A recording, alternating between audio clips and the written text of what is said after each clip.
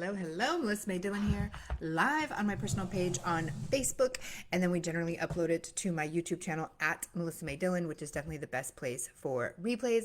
If you're on the YouTube channel, please make sure to hit that subscribe button, and whether you're on YouTube or on Facebook, please drop a comment. Let me know your thoughts, what you are thinking, what you are feeling with what I've got saying. I am always dropping gold nuggets, so make sure you jump on in to watch any of my lives and my videos to pick up some amazing juicy knowledge that I drop, and wisdom. Knowledge and wisdom. I'm kind of learning the difference. There's also a difference between knowledge and wisdom. But anyway, I digress. I had an amazing reframe today. And honestly, it's how I feel, but like the way, so I learned from Melanie Ann Layer. If you watch my videos, you already know this. Melanie Ann Layer is an amazing woman. She was homeless in her car in 2016, figured out how to fall in love with her life, started helping other people fall in love with their lives, and built a multi-million-dollar coaching business in the front seat of her car. And she has since gone on to make over 80 million. She's going to cross 100 million this year. It's wild and amazing. And I pay to be in her highest memberships that I can so I can learn and mentor from her. And I just got off a phone call. And this is and she has just had the best reframes, like the way that she explains things. I'm like, oh, that's amazing. And I've felt this for a long time because I do often come on and I talk about quite often how I always work under the assumption that everything is working in my favor all the time. It's a mantra and a belief that I use so that no matter what it is that I go through life, I see it as working out for me. I see it as serving me. This empowers me to feel really good about my life, to and to move forward in ways with strength, with belief, and just like this positive mindset that like somehow, some way, everything is working out for me, everything is serving for me, it's making me a better person, it's making me have a better life experience, et cetera, et cetera. And so I always function with that mindset. Well, that also means that everything that has ever happened to me before I even had this belief is also serving me. And that comes down to also trauma. Now, a lot of people really struggle with like the trauma that they've been through. And I see a lot of people, like a lot of people will say, trauma is what makes us stronger. And then a lot of people is like, don't tell me that. Like, if I would be stronger if I wasn't weakened by all of my trauma. And then some people feel like it glamorizes trauma. And then there are people who also feel like I didn't deserve it, and the way that you make it sound like it's a positive thing makes it feel like I deserve it or asked for it or et cetera, et cetera. And so there's a lot of feelings, and so I know like things that I say are highly triggering, especially when I come from the place of like trauma is my superpower. But let me reframe it for you based on what I heard from Melanie today in a way that is again powering and uplifting, because at the end of the day we can't change it. This is the truth of the situation. We cannot change the fact that we have gone through trauma. We can't change it. It's already happened. There's nothing we can do to go back in time and erase it or fix it or change it. It is what it is. And so we have to, at some level, accept it. We have to accept that this is what has happened. This is what we've been through. This is what we've experienced. What are we choosing to do with it now? And a lot of people will choose to live in their victim. This happened to me. This is sad for me. Now I function this way and my life is shitty and awful because of the things that I went through, and woe is me. Go back to the previous video where I talked about this video is going to trigger you if you live in a victim. And if you choose to live in that mindset, that leads to a life that you don't feel good about because you constantly don't feel good about what's happened to you. And so you constantly don't feel good about how your life is. So that's one way to function it. Another way when you experience trauma is say, how did this empower me? How is this, making me, what I am today? And like, even when you read every comic book, all the like Batman, everything, all of their powers, everything about who they are came from the trauma that we've experienced. And so it ultimately just comes down to how are we going to decide what we're going to do with what's already happened to us? It's already happened to us. We can't change it. So what frame of mind, what mindset, what way, what belief system can we use that turns these awful things that have happened to us into a good outcome, the silver lining, whatever it may be, whatever feels good for you to word it in that way. And this also reminds me of like, so when I'm raising my baby and, like she goes through stuff, right? There was a time where I'm like, I need to prevent her from trauma. Like she can't have any type of trauma because then it's going to like impact her for the rest of her life and it's going to be awful and it's going to be bad. And so I've had to work through like my own feelings about this and my own, situations. But when I think about like, when my baby falls down, I've seen people react differently. I'm the one who will stand still and calm and wait to see how my baby chooses to respond to this situation. And a lot of the times, she will just get up as if, like, whatever, just fell down. It's okay. And then there are other people who are like, oh my God, are you okay? Are you all right? Let me look at your head. Oh my God. And they like freak out and worry. And then the baby is like, oh, something's wrong, instead of just like picking herself up. Now, obviously, there are times when it's a bad fall. And when she cries, I will pick her up. I will hold her. I will have a calm, presence. I will be breathing, but I don't add anxiety. I don't add stress to it. I don't add my own worries about what's happened to her. I allow her to feel completely what she's feeling. I accept her and I hold her. I provide her comfort and her love. But I'm like, oh my God, are you okay? Oh my God, are you all right? Because then it's just adding more stress, more worry, more overwhelm to the situation. So one of the things that Melanie said today, which is like, oh yes, this is it. This is the ticket. Is she will talk about, she said, when some people come to me and, they say, this happened to me, this happened to me, this happened to me. She's like, because I have been through so much myself, I can sit there and hold the space for them that you're going to be okay. You're going to be all right. You're going to be okay. But for a person, if someone were to come to you and say, I've been through all of these things, and they're like, oh my God, that's terrible. That's awful. You're adding more to it. You're like, oh my God, now that you've been through that thing, this could happen, that could happen. Oh my God, it's going to lead to so many problems. But because I have been through it, because I've lived through it, because I've seen the other side of it, because I still love myself, no matter the things that have happened to me, when someone comes to me and says, I've been through this, I've experienced this, what do I do? Instead of adding worry and doubt to it, instead of like adding stress to it, I have added, love to it. I've added, you know what? You can walk up from, you can get up from this. You can survive from this. You can be strong from this. This doesn't have to be the thing that tears you apart, that takes you down, and that causes more problems in your life. And so I really had that image of the idea of like when my baby falls, when my baby goes through something traumatic, because my mom is so bad at this. Something happens to the baby, she goes, oh, like she immediately just like, oh, has this like fear in her body about, the baby getting hurt or whatever. Whereas I'll be like, I watch her fall. I watch her get hurt. And if she needs me, I will go over there and I will pick her up. But I really try to allow my baby to have her own experience of what is happening. And I don't want to add anything additional to it, because like if I am worried, now my baby is like worried that I'm worried.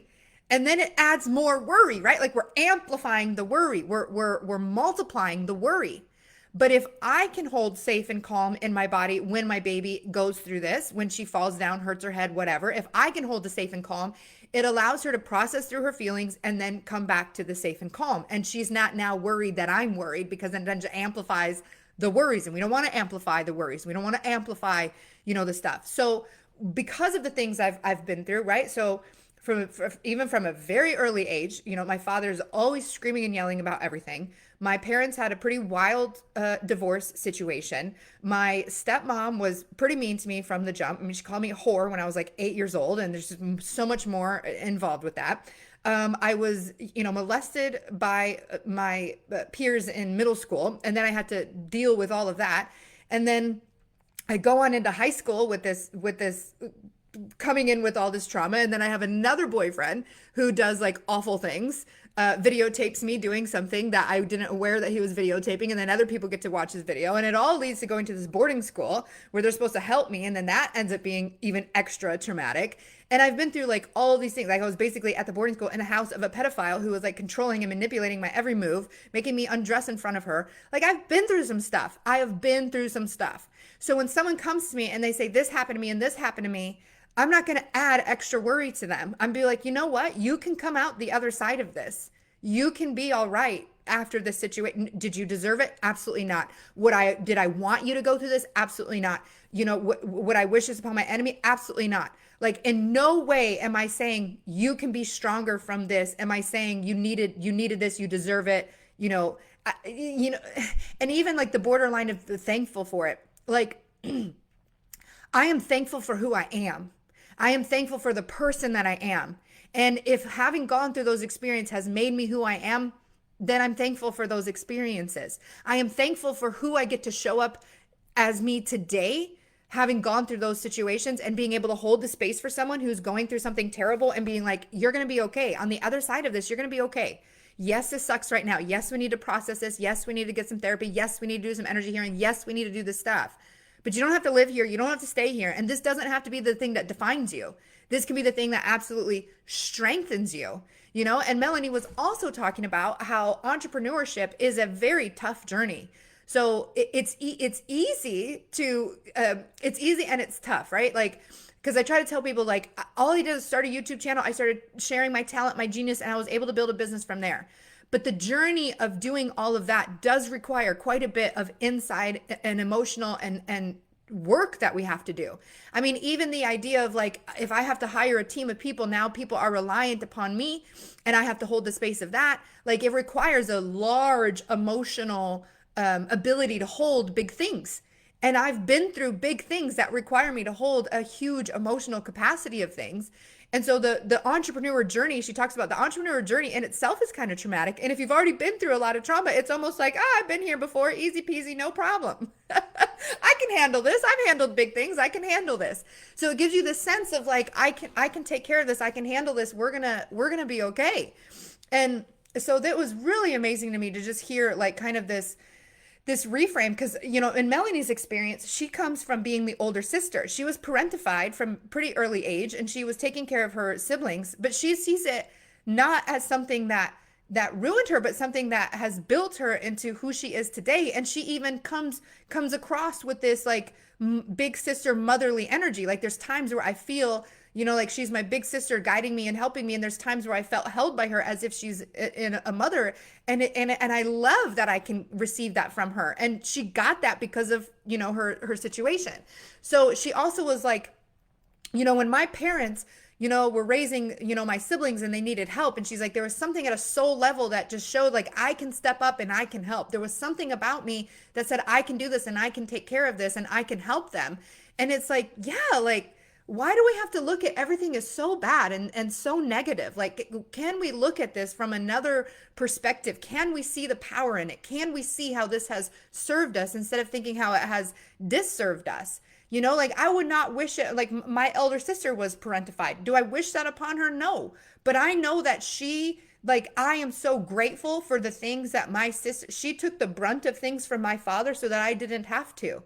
And I thank her for like being there for me, for taking care of me. And now in turn, I have shown up for her in different ways in her life. There's been moments where she's turned around and thanked me. She's like, being able to raise my daughters with you and helping me, like, I couldn't have done it without you. I'm so grateful for you. Like, we get to, take what's happened to us and grow and develop and evolve and learn from it. And so this is also what can help us get out of the victim mindset. What has happened to me has happened to me. I cannot change it. So making peace with it, accepting it, and reframing it as, instead of the trauma has made me a victim and now my life is sucky, the trauma, I can triumph from it and now I can have even more success in my life. Like, we get to reframe what's happened to us. And just the fact alone that like I have been through so many things. And if you, again, like if we translate to my daughter's situation, right? I watch her fall. I don't add any emotions to it. I'm able to hold the space. I can keep calm. I can keep breathing. I can keep her steady. We can be okay.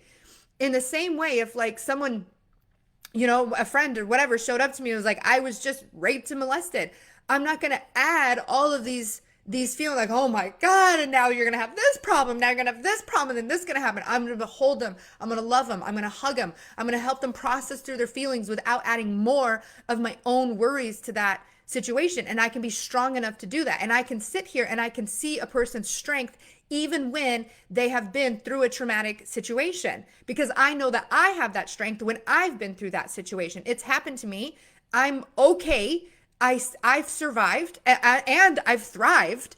And so like my trauma, like I thrived through my trauma. I didn't just survive through my trauma, and that the victim mindset is like stuck in like the survival mode. Like literally we know survival mode is not the mode we want to operate in, right? Like we want to thrive through it. We want to victor it instead of, being a victim through it. How can you be a victor through your trauma instead of a victim through your trauma? And again, it's all how we choose to frame it. Every circumstance in life that we go through is how you choose to frame it, how you choose to perceive it. And everyone can come with their own perspective. Two people can go through the exact same situation and walk away with completely different perspectives. And the thing is you're allowed to change your perspective. You can choose a new perspective. At any given moment, you can rewrite your story. You can reframe it. You can see it from a different viewpoint, from a different light. There's an infinite possibilities of how to perceive one situation. Because I mean, look at it. Like, go online. We have one thing that happens. As for an example, like Super Bowl, right? Super Bowl happened. Kendrick Lamar did a song and all his things, and like everyone had a different, experience and perspective of it. Same thing with anything else in life. And you can simply choose someone else's perspective. If you're like, what, I've been living in a perspective that hasn't served me. I'm living in a perspective that has weighed me down. I'm living in a perspective that makes me feel like I am out of control of my circumstances, and I want to choose another perspective. So I always choose the perspective. Everything is working out for me in my favor all the time. Everything is always working out for me in my favor all the time. Everything is always working out for me in my favor all the time. And that belief allows me to have a clear mind. I literally just posted today, life will never be smooth sailing, but how you respond to it can be smooth and calm. And that's where your power is, right? And that's part of the entrepreneurship journey. Like the whole entrepreneurship journey, there's been ups, there's been downs, there's been ups, there's been downs. But my inner calm to be able to be like, okay, we're on an up right now, let's celebrate. We're on a down right now, hold tight. We're on an up right now, celebrate. We're on a down right now, hold tight. And like I can stay and I can have an inner calm no matter what is going on in the business, with money, with whatever. And that's where my strength lies. And so like I have like, when we go through something traumatic like that, it can our like again, what is our inner calm? What are we choosing to do with our emotions and our feelings is going to determine like where our life goes and what is happening. We are the creator and the creation. Yes, we get to create. This is where, again, I want to remind you, you're so powerful. You get to create your reality. You are creating your reality. You are constantly creating your reality. What you think, what you say, what you feel creates everything that you experience in your life. And people who are victims will not honor and recognize that. And they will say, well, someone did this to me and now my life is like that. And someone did this. They're in a blame station, right? Blaming everyone else. And when you blame other people, you are denying your own power. You are giving away your power. So I have moved from the position of blaming people to deciding that I am responsible for everything that happens within my life. It's a little funky, when you think of a child, you don't get to decide everything. Things just kind of happen to you. But once you're an adult, it's your realm. It's you get to decide from this point forward how you're going to choose to operate, how you're going to choose to manage your feelings. And we can harness an inner calm that's like, no matter what is going on, we can be okay. And honestly, going through all the trauma that I've gone through, going through all the chaos that I've gone through, it's helped me to develop an inner calm. I know that you can survive through some pretty wild things. I know that you can be okay after pretty wild things. I know that you can have an epic, amazing, beautiful life after going through pretty wild things. And so I come from that perspective. And so when someone comes to me and they've been through some pretty traumatic, crazy things, and they can see that I have also been through crazy traumatic things and that I am thriving, that I have a wonderful life, that I have a beautiful baby, that I have a wonderful business, that I have an awesome husband, that I have this beautiful property. It is just evidence that like the things that have happened in your past do not have to determine where you're going. You can go through some wild, awful, crazy things and still be okay. And I am evidence of that. And I use like what I have been through in my trauma has allowed me to be, I am okay. I have developed an inner calm. I have been able to handle these massive, crazy, amazing, and amazing, not amazing as in good, but like amazing as in like, whoa, I have been through all kinds of situations. I've been through lowest lows and the highest highs, and I can harness an inner calm, and I can be that calm for a person. So again, like go back to the idea of like my baby. When she falls, when she goes through something traumatic, I don't add, oh my God, are you all right? I'm not freaking out. I am calm. I am checking her body. I'm checking to see, does she get a bump? Is she bleeding? Is she all right? But I am not like, oh my God, oh my God, oh my God, oh my God, oh my God. Oh. Because now that person, they just went through something, and now they have to worry about your feelings about what they just went through too. And that is a level of trauma when we do that to people too. So it's deciding, you get to decide how you view everything that's happened to you, and you can change how you have viewed it.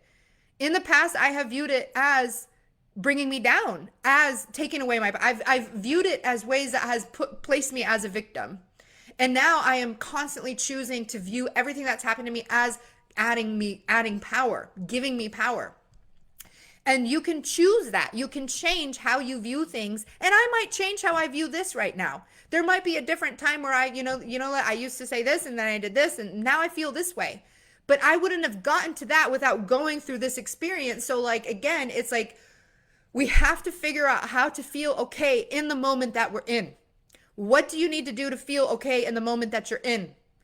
And for me, I have to be okay with everything that's happened to me, because most of the things that were plaguing me before I really learned how to tap into my power, most of what was plaguing me was the past.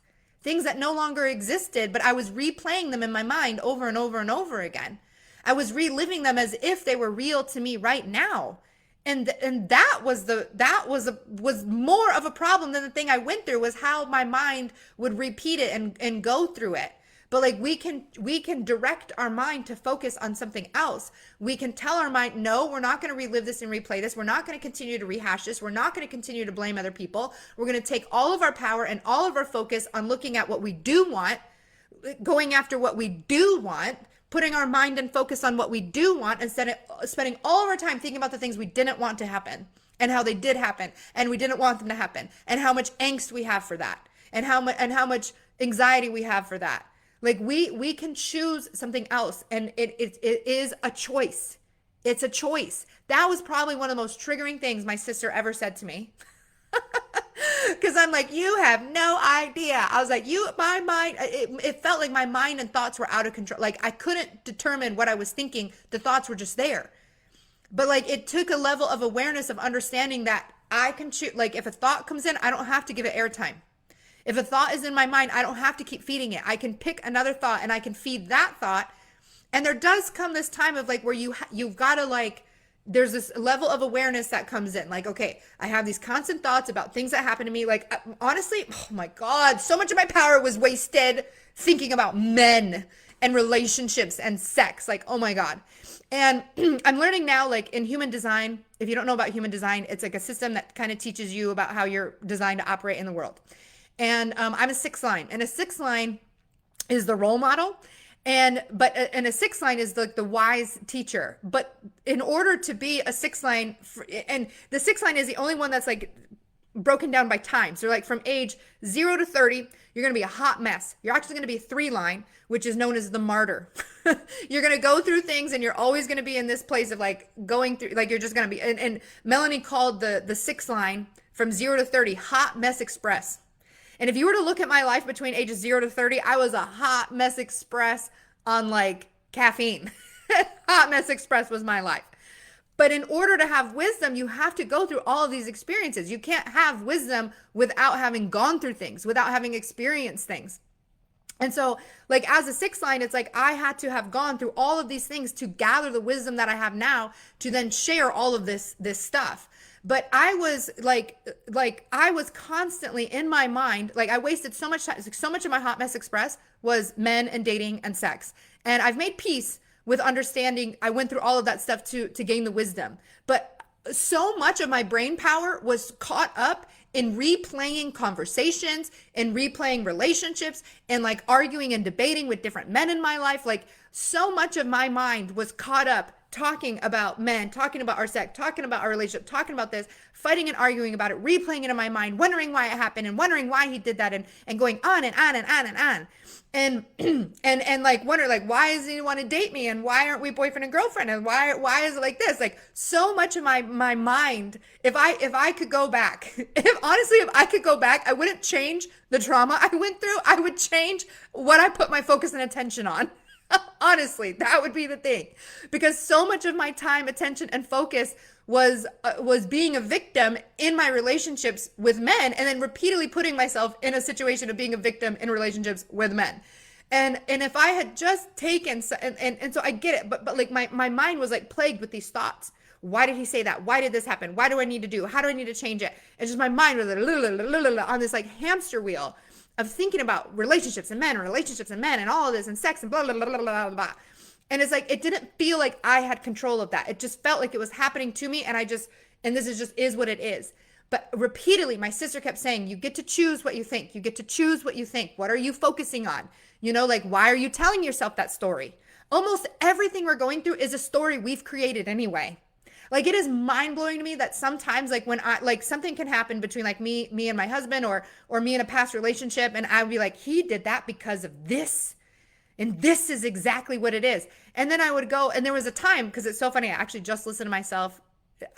There was a time in my life where I was recording. I figured out that talking is how I tap into my wisdom, and I started videotaping myself talking to myself. And I was doing this back in 2021, the year before everything took off, right? Everything happened in 2020. Like, my business started and blew up in 2022. So in 2021, I had figured out if I talk to myself, if I verbally process these things and I don't just swirl them around in my head, I can go farther. So I was videotaping myself, and I was talking about how our brains lie to us, that the thoughts that we have are not necessarily true. Like, why do you think that? Because you think a thought, it's the truth. It's not, a lot of the times it's not the truth. It's your perception of what happened. And so there was a time where I was catching myself being like, is this true, or is my brain lying to me? And so I'd actually start asking my husband at the time. I'd be like, what were your thoughts on this? Or why did you do that? Like, and it's like, I literally would say, I think my brain might be lying to me. Can you tell me your perspective on this? So I would come to him without judgment. I would be like, you did this because you're this and I'm this and blah, blah. I didn't do that. I was like, I'm going to reserve my judgment for a minute. I'm going to perhaps consider that my brain is lying to me. And I'm going to ask him what his perception is, what his thoughts are on this thing. He would tell me something and I'd be like, what? That had nothing to do with what I was thinking. Like, he would do something and I'd be like, he did that because of this. And then instead of believing that as truth, I would ask him, why did you do that? Or why did you say that? Or why do you think that? And he would tell me something so left field from what I was thinking. And my past experience would be, I would believe the thought that I had, and I would continually go after him with the thought that I had as the truth, and try and like be mad at him and yell at him and be angry at him for the thought that I had, that I believe my thoughts are true. So one of the biggest awarenesses I have was questioning, is this thought actual truth, or is this just a lying thought? Is this a story I created? Because honestly, our minds, get into the spiritual conversation about things, like our human body, like we are so much bigger than our human body. We are this beautiful, infinite consciousness, child of God. We are like essence that's just like floating around, and we come to earth to have a human experience. And this body comes with a brain that is meant to analyze the world and let us know about what is going on. And it's kind of like, the easiest way that I can explain it is your Jarvis system. So if you have ever watched the movie Iron Man, he is a man who then gets into a suit, and the suit has like a computer to it. And the suit tells him, like, we are looking at, the bomb is here because we can see it through it can scan things, it can analyze things, and then it relays the information back to him about what's going on. And so we kind of have a brain that does that. And our brain is programmed and conditioned based on the experiences, based on the things that we have gone through, right? So for instance, my brain told me, based on what I was seeing from my father, that men are angry, men are this, men are that, or that do not ever express your emotions because it can set a man off. It can make him upset. Your emotions do not matter. The man's emotions matter. You need to pay attention to them. You need to take care of them. So my dad raised me to be a little therapist for him. There were times where he would sit and talk to me and have these conversations that like no young child should ever have to go through, right? This is part of my trauma. No young child should ever have to go through, but I was put through these situations where my father would dump all of his emotions on me. He would relay all of the things that he was going through, even conversations, I'm like, anywhere between 8 to 15 where this was kind of happening. Even it still blows my mind. I was in the boarding school, right? So earlier I talked about how I'd gotten into the boarding school. I'm in the boarding school. This is one of the most traumatic moments of my life. I'm being abused by a pedophile. I'm watching abuse happen all the time. My father comes to visit me, and I'm so brainwashed I don't even talk about like what I'm going through. And additionally, my father is not available to ever hear the things that are going through. One of the reasons I was sent to a boarding school. And he sits there and the whole time he's telling me about how his relationship with my stepmom and what their sex life is like and all of this stuff. And I'm sitting here going through some of the worst trauma I've ever had. And I'm catering to my father about his emotions, about his own sex life, right? So this has conditioned and programmed my mind about how men are. Right? So now my Jarvis system believes that men are like this, that I can't bring my feelings to them, that I can't bring my emotions to them, that I need to suppress them, that I need to take care of them or else they're going to blow up and they're going to be crazy and mean and scary, which is what my dad did, right? So that was my Jarvis system. And so that Jarvis system is operating my life. So then I leave my father's house. Now I go out into the world of dating men, and I am literally seeking, my brain is, this Jarvis system is literally looking for the type of man that my father was, because this is what I'm programmed to do. And this is how I'm programmed to take care of them. And so, but that's not us. Like, our minds are not us. And we have to realize that. And our minds are not telling us the truth. Our minds are telling us an algorithm based on the things that we've went through. So the more trauma you've been through in your life, the more you have to question, is this really the truth of the situation? Or is there something bigger here? We have to move beyond our programming and our conditioning. And our thoughts will run on the trauma, especially when we're in survival mode. I got to survive. So if we're in survival mode and we don't feel safe in our bodies at all because of what we've been through as a child, our brain is definitely lying to us. It is not the truth. Our brain is geared towards survival. Our brain is geared toward looking for the problem. Our brain is geared toward like the fear of the situation. And it can feel like you're literally, your mind is going 100 miles an hour in like the fear-based direction. And you've got to stop it, and then you've got to turn it around, and then you've got to go the other direction. And that can feel almost impossible. I get it. I've been there, but it is possible. I can tell you it is possible. I have changed. The majority of my thoughts used to be fear, worry, doubt, anxiety built on anxiety, fear, worry, doubt, add more anxiety, fear, worry, doubt. My mind was constantly running on this cycle. But then I learned that my brain is a programming and conditioning. It's basically a computer system, and I can reprogram it. I can reinstall new programs. I can change how I'm operating. I can choose my thoughts, that when a thought comes in, I don't have to keep replaying it. I don't have to keep living through it. I can change the way that I am thinking, and then I can change the way that I'm feeling. I can be in charge of my emotions. I can choose which emotions I would like to feel. I can manage these emotions as they come through me, and I don't have to let them completely rule my life. I used to be very extreme. I'm still very emotional, but I used to be like emotional in like a way of that was like so out of control. Like, these are my emotions and I have no control over them, and it just is what it is. I still kind of have those moments. I think as women, we just always kind of have those because we're literally the freaking ocean, and we're going to have waves, and we're going to have all kinds of stuff. But there was a time where it was like those emotions dictated every aspect of my life. And it wasn't just a moment I was going through. It was like that was my whole life at that time. So, but I've learned that, my brain is lying to me. I learned that I don't have to trust my brain. I learned that I can choose another thought than the one that my brain is feeding me, and that I can feed that thought. Okay. And so if your brain is feeding you thoughts that the trauma has made you a victim, and you're a victim, and then it's so sad, and then it's so bad, and now your life is ruined, and now you have all these problems, and you have all these problems. Like if you look at the statistics of at-risk youth, which is what I was an at-risk youth, literally all these crazy things happened to me. I was sent away to the boarding school. Statistically, I would be in such a different place. And that's a paradigm and a belief system that you can believe in, but I choose not to function that way. Like a big chunk of the people who went to that boarding school with me have ended up on drugs, have ended up in extremely abusive relationships, have had multiple children from multiple different relationships. Like that's just kind of like, that could have been the paradigm that I was living in, but I was like, I don't want to live in that paradigm. I find strength through the struggle.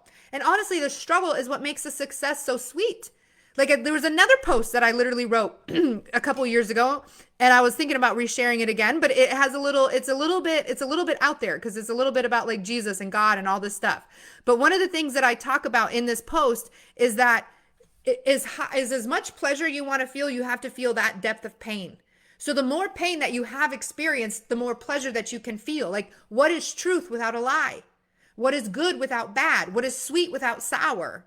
Right? Like we wouldn't be able to feel anything if we weren't ready to feel everything, right? If we want to feel anything, we got to kind of feel everything, right? Like if the sun was always shiny, it would be like nothing. We wouldn't appreciate it, right? We have to have the bitter cold to be like, oh, I can't wait to have the sun again, you know? And then it's like got to be really hot days to be like, oh, I can't wait to feel the cold breeze again. Like this is a part of the human experience, the yin and yang of all the things, right? So yeah, we go through trauma, we go through awful situations, but on the flip side of that, we can go through a lot of pleasure as well. So it's like being able to hold the space of like, yes, I've been through this awful stuff, but I can also go through these amazing things too. But if I keep reliving the awful stuff, if I keep defining the awful stuff as who I am and all the things that I've been through, then I can't ever access the good side of it. Right? So I have to hold space and hold peace for the things that I've gone through, knowing that if I've gone that low, I can go that much higher. If I've experienced the depths of this, I can experience the highs of this. And for as much pleasure or as much pain as we can go through, we can experience that level of pleasure. And we can literally just flip-flop. And I will literally do that in the moment. This is one of the tricks that I've developed over time. And especially I was using it recently in my conversations with David.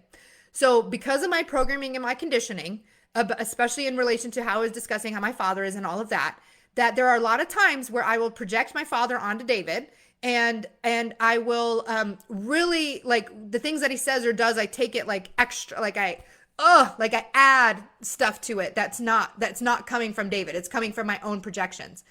And I will feel really low about it. And I'll be like, oh my God, like our relationship sucks. Like it's not working out, like all this stuff. We're going to have to divorce. It's going to be so, blah, blah, blah. And I'm like, whoa.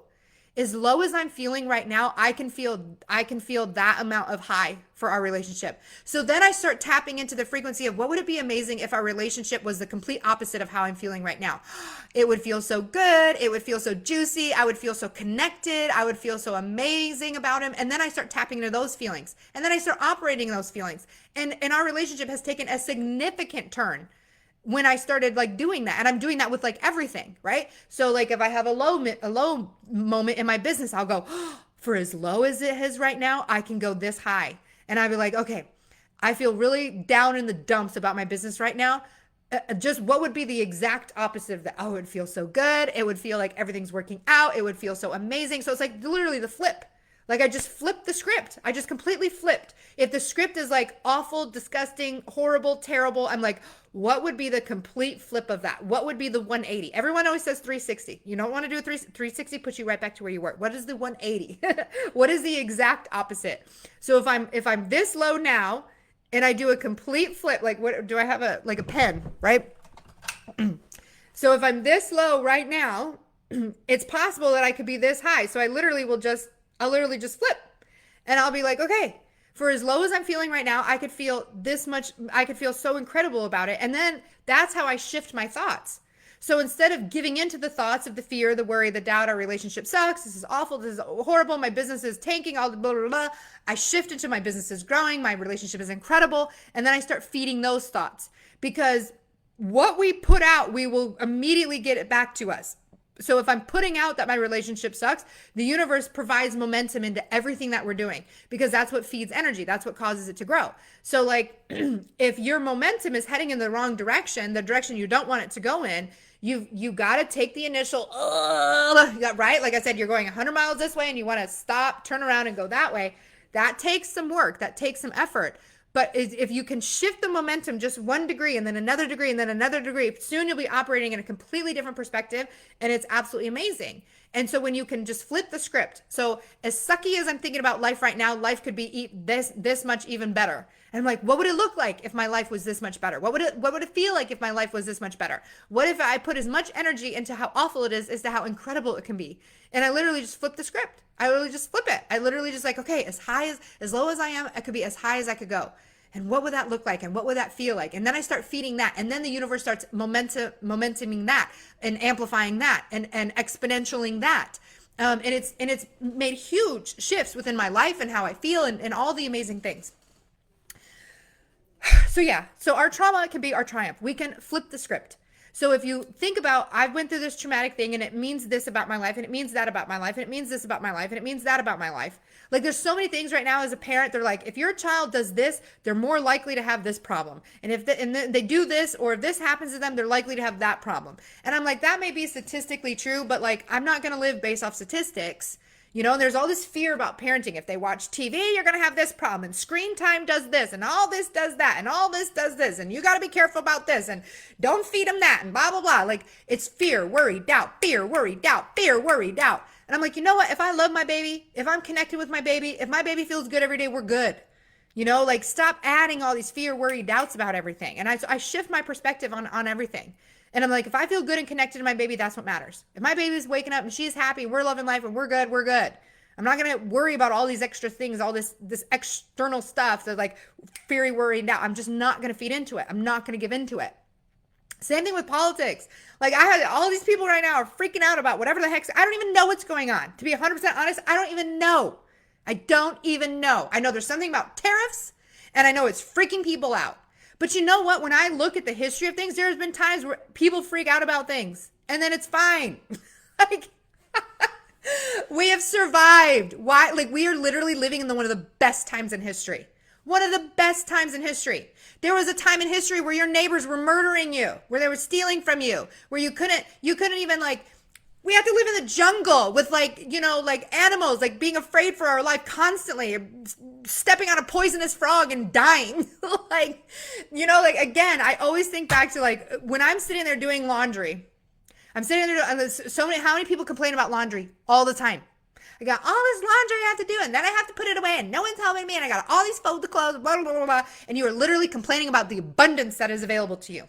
And I just go back to thinking about poor little Mary trying to clean her clothes at the creek while her child's running around, and there's wolves and bears and snakes, you know, and it's like, dude, like, can we not be grateful that we have a thing? All we have to do is put the clothes in, hit a button, and walk away? Like, and that we have these clothes? You know, like it used to be people had like one outfit. People had one dress, one pair of underwears, and they would wear that for like a week and then wash it. You literally get to change your underwear every single day. You could change it every single hour.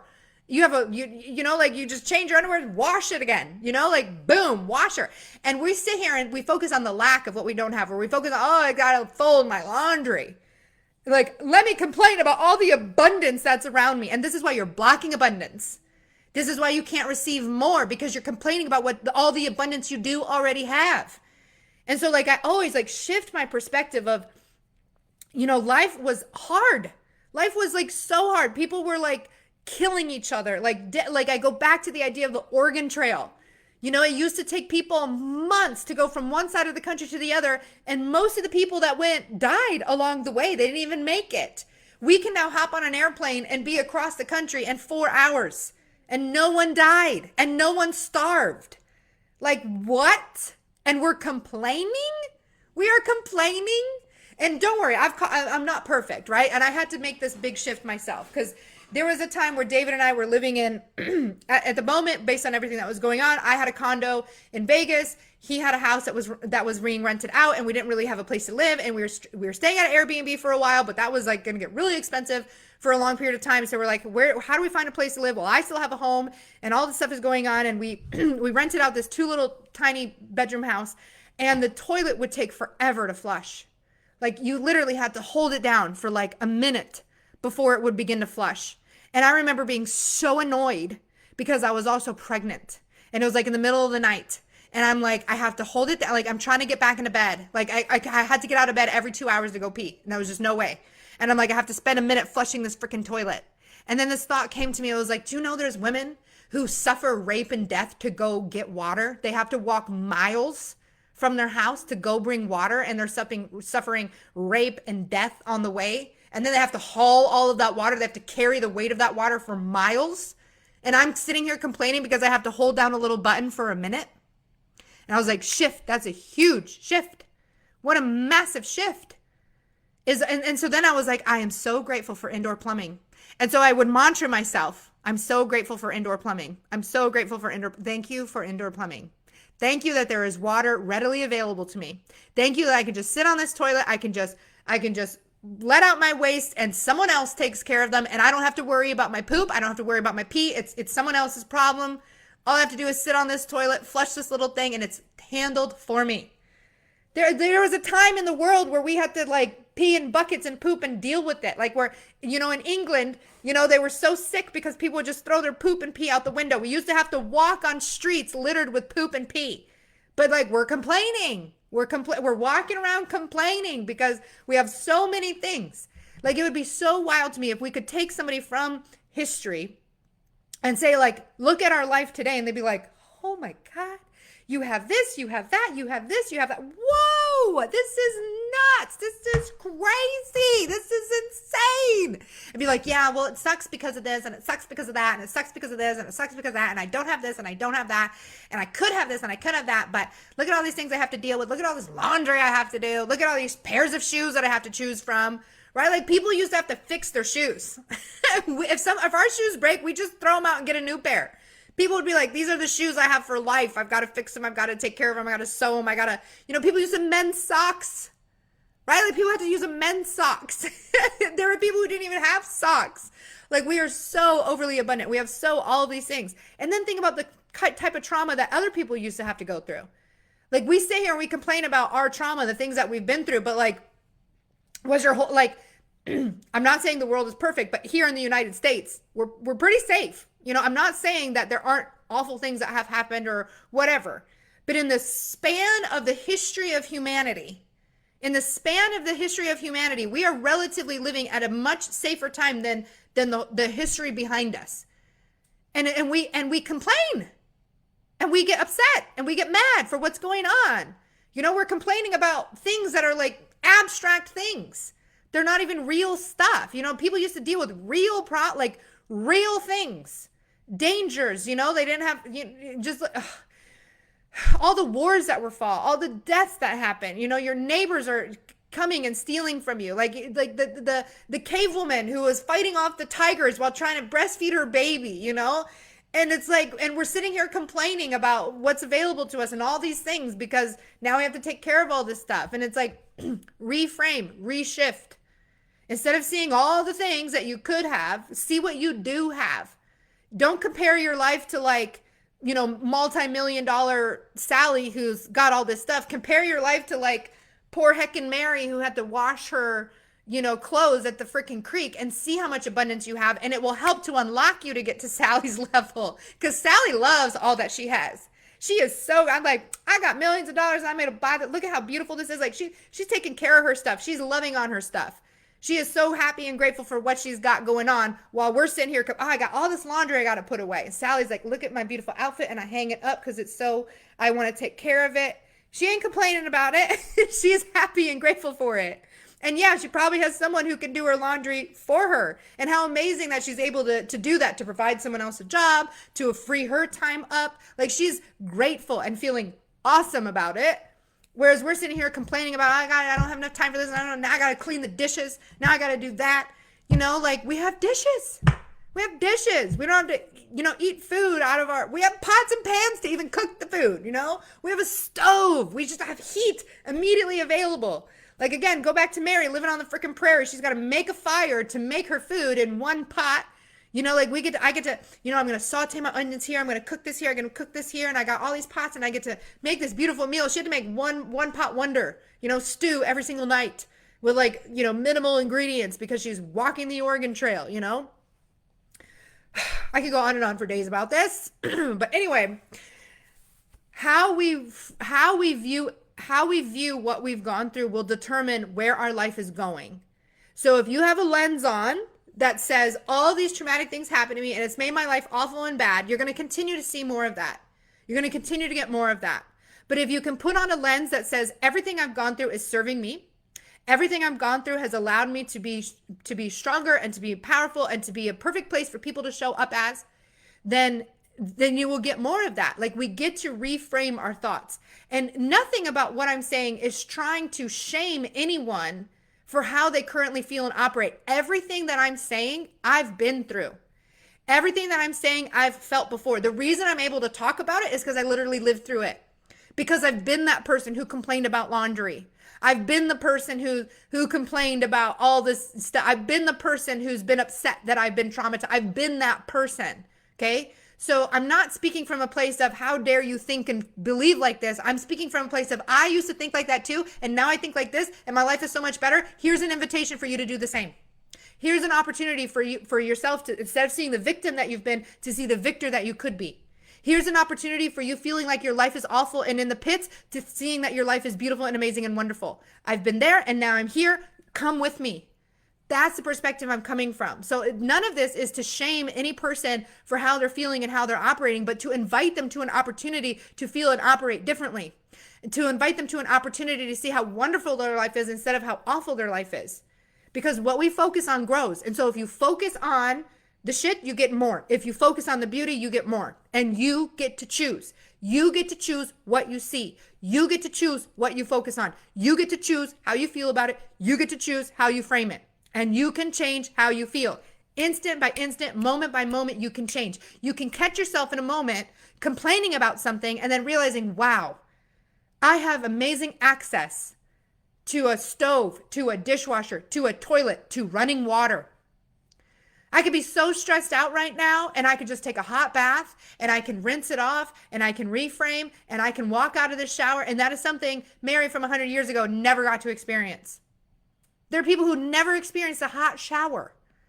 They have to clean themselves with like a bucket and a rag their whole life.